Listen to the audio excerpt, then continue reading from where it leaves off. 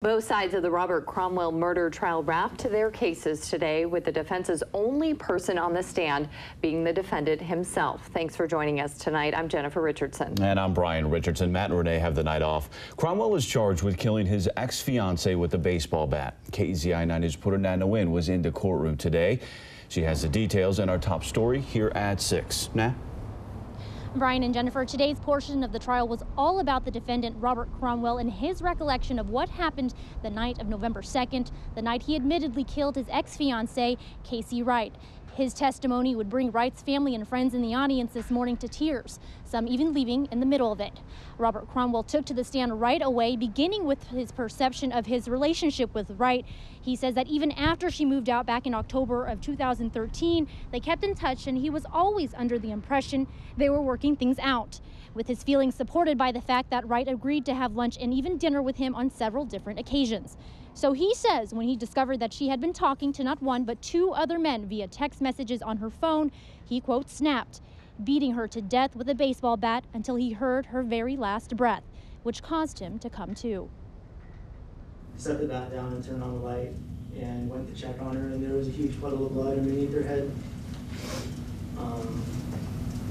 And I tried to wake her up and shake her, but nothing was happening, and there was absolutely no response. So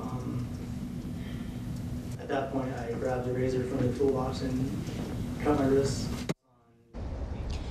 He then said that his, quote, unnerving calmness, as other testimony had described his demeanor during his recorded interview, was the result of, quote, God entering his life.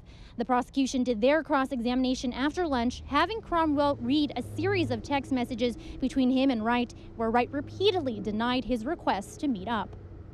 So as of just a couple days before you killing her, you were aware that the circumstance was that she was not committing to having a future with you? Yes. The prosecution also produced as evidence the letter Cromwell gave Wright that night, just hours before he killed her, in which he promised to never hurt her again.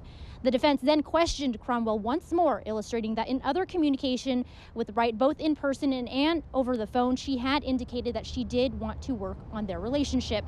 Now, the defense rested its case today, and the trial has ended for the day. Things will resume on Tuesday, with both sides, prosecution and defense, presenting their closing arguments. So be sure to stay with us here on KEZI 9 News, as we will be providing continuing coverage of this trial.